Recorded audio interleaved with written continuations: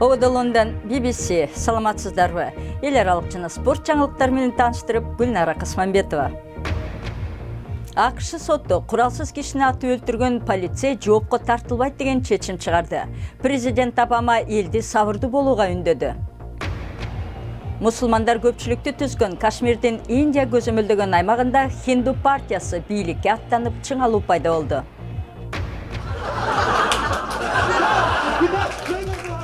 Кытай көрүүчүлөрдүн купулуна толгон куудул.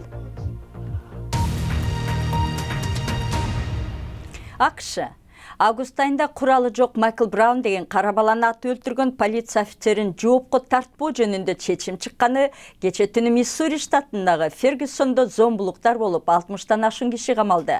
Полиция нааразылыкка чыккандарга каршы жаш агызган газ колдонду. Президент Обама элди сабырдуулукка чакырды. Кабар келгенде элдин реакциясы күтүлгөндөн да катуу болду. Полиция топтолгонго карабастан Фергюсон башаламандыкка батты. Дүкөндөр талоонго алынып, унаалар өрттөлдү, ок атылды. Полиция көз ачыштырган газ колдонду. Бирок башаламандык жайылып, шаардын туш тарабында зомбулуктар уланды. Адегенде полиция кеңсесинин сыртында эл чогулган. Куралсыз өспүрүмдү атып салган офицер жоопко тартылар бекен деп күткөндөр арасында Майкл Браундун апасы да турган. Офицер жоопко тартылган жок. Ушундай эле болот деп күткөн көпчүлүк ызаасын чыгарды. Бул нааразылык 3 ай мурун Майкл Браун атылып кеткенден бери топтолуп келген. Абал көзөмөлдөн чыгып кетти. Бүгүнкү элдин жаалы кайнаганы өткөндө августта болгон окуялардан да курч. Нью-Йоркто, Чикагодо, Лос-Анджелесте жана Ак үйдүн алдында полициянын катаалдыгы жана дискриминациясына каршы нааразылык акциялары өткөн.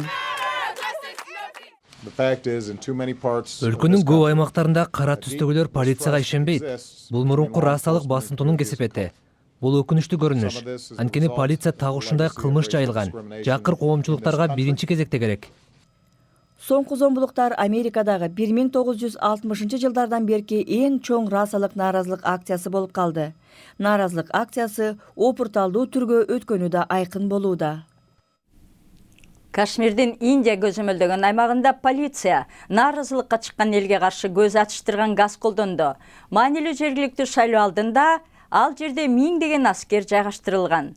Хинду улуттук партиясы жыл башында улуттук шайлоодо ишенимдүү жеңип чыккан. Эми ал жаңы тарых барагын ачып, көпчүлүктүү мусулмандар түзгөн талаштуу аймакта бийликке ат салышууда. Кашмирдеги шайлоо өнөктүгү кызуу жүрүүдө. Хина Бхат кадириси талапкер эмес. Өзү кашмирдик мусулман болсо да, аны Хинду улуттук партиясы көрсөтүп чыкты. Бул татаал оюн болгону менен аймакты башкарууга чоң өзгөрүү алып келиши мүмкүн.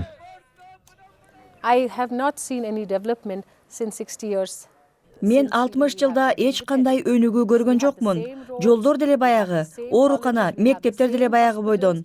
Жумушсуз жаштардын чыдамы түгөнүүдө. Балдардын 65%, кыздардын 40% баңгеге берилип кеткен.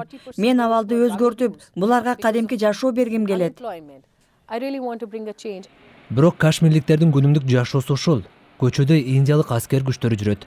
Аларга мыйзам бөтөнчө ойлонгондорду басууга жол берет. Мухаммед Юсуф Бхат уулунун өлүмүнө күйүүтүн эмдигиче тартып келет. 13 жаштагы өспүрүмдү күзөттүүнүндө жоокерлер атып салган. Аны жаңылыш түрдө согушкер деп ойлоп алышканын Индиянын армиясы моюнга алды. Бирок үй бүлөнүн күйүүтү мындан басылбайт. Акыйкаттык таппайбыз. Анткени көп балдар ушундай өлүмгө учураган. Уулум эмне кылды эле? Колунда курал эмес, китеп болгон. Эл өкмөт алмашса деле жашоо алмашпайт деп эсептейт. Саясий абал аз келгенсип сентябрда суу ташкындап, Шринагар жапа чекти. Турмушу менен алып урушкан элдин шайлоого кызыгуусу чоң эмес. Сиз көрүп жаткан BBC эми күндүн башка кабарларынын тизмеги.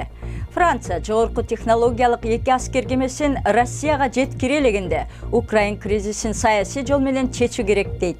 2 кеме НАТОга мүчө өлкөнүн Россия менен болгон эң ири аскердик соода келишими болчу. Тик учактар кончу Владивосток кемеси үстүбүздөгү айдын башында жеткизилмек. Бирок НАТОдагы шериктеринин кысымына кабылган Франция аны кечиктирип жаткан. Египет башкала кайрдын четинде 8 кабат үй урап, кеминде 17 киши набыт болду. Бир катар адам жарадар. Уранды алдында көп киши калганы болжонууда. Расмийлер бул имарат мыйзамга каршы кеңейтилгенин айтышты. Куткаруу тобу аман калгандарды издеп жатат. Жакын жерде турган имараттардан эл көчүрүлдү. Папа Франсис Европа улгайып чарчап калгандай көрүнүүдө. Ал биригип туруп, жер ортолук деңизде Түндүк Африкадан чыккан мигранттардын мүрзөсүнө айландырбашы керек деп эскертти. Страсбургда Европа парламентинде жетекчилерге кайрылган Папа жумуш орундарын түзүп, мигранттарды кабыл алуу саясатын сүрөгүлө деп бүндөдү. Сахнада туруп, элдин көңүлүн ачкан куудулдар абдан эле популярдуу эмеспи? Бирок Кытайда куудулдар кадыресе көрүнүштүн катарына кирбейт. Сөз эркиндиги чектелген бул өлкөдө оңой менен эл алдына чыгып сүйлөй албайсың. Деген менен теги ирландиялык америкалык куудул кытайларды күлдүрүүгө жетишти. I'm Des Bishop. I'm a stand-up comedian. Менин атым Дез Бишоп. Мен куудулмун. Учурда Бейжиңде турам. 1 жылдан бери элди Кытай тилинде күлдүрүп келем. Кытайга жаңы келгенимде, батыштан барган ар бир адам сыяктуу эле бул өлкө мен ойлогондон канчалык башка экенине таң калгам. Өзгөчө кытайлыктар күлкүлүү, тамашакөө экени таң калдырды.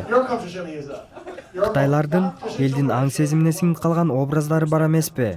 Аларды күлбөгөн, жүзүнөн сырын билдирбеген кишилер деп билебиз. Бирок чын турмушта алар эч андай эмес. Бир жакындашып алгандан кийин алардын меймандостугуна тим эле чүмөлөсүң. Албетте алгылыктуу жана айтылбай турган нерселерди ылгаганга туура келет. Ооба, өкмөт үстүңдөн карап турат. Бирок кишилер кадимки жашоосун жашай берет. Өкмөттүң деле кадыресе болуп калат экен. Батышта куудулдар тамашанын чеги эмне экенин туюп, аны болушунча түртүп көрүүгө аракет кылат эмеспи? Ал эми Кытайда тамашанын чеги эмне экенин өкмөт даана эле айтып коет экен. Ошол жерден тык токтойсуң.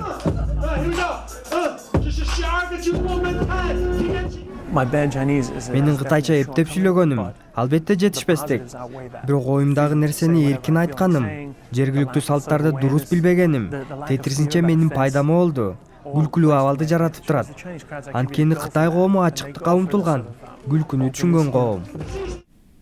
Спортко келсек, Чемпиондор лигасында бүгүн Бавария менен беттешчү Манчестер Сити сөзсүз утууга умтулат. Себеби жеңбей калса мелдештен чыгып калат. Команда утулса, тренер эмкиде айрым оюнчуларды алмаштырышы мүмкүн дейт Ситинин оюнчусу Самир Насри. Ал арада Челси Шалкеге каршы ойнойт. Түштүк Американын футбол боюнча кубогуна катышуу кезеги аныкталды. Эмки жылы июнда Чилинин Сантьяго шаарында өтчү мелдешке 12 команда катышат. Бразилия, Колумбия менен Аргентина, учурдагы чемпион Уругвай менен беттешет. Чабуулчу Луис Суарес катышпайт, себеби ал дүйнөлүк чемпионатта бир футболчуну тиштеп жибергени үчүн 9 оюндан четтетилген. Сиднейдеги крикет мелдешинде башына топ тийген 25 жаштагы австралиялык крикетчи Фил Хьюстон абалы оор. Операциядан кийин докторлор аны комада дарынын күчү менен кармап турушат. 26 сынакка катышкан крикетчи башында каскасы болгонуна карабай, Шон Аббот чапкан топ тийгенде кулап түшкөн. Жаңылыктардын соңунда Мексикада жүздөгөн фермерлер ички имчен демонстрацияга чыгышты. Мексикадагы адаттан тыш нааразылык жүрүшүнө чыккан фермерлер кызмат абалынан кыянаттык менен пайдаланып, жерлерин мыйзамсыз тартып алган, коррупцияга баткан деп Веракрус штатынын губернаторлорун айыпташты. Мурунку губернаторлордун сүрөттөрү тартылган ич кийим кийип, фермерлер адам укуктары боюнча улуттук комиссияга даттанышты. Абдан эле адаттан тыш жүрүш экен, аны да көрөм десеңиз интернетибизге барыңыз, дарегибиз bbc-kыргыз.com.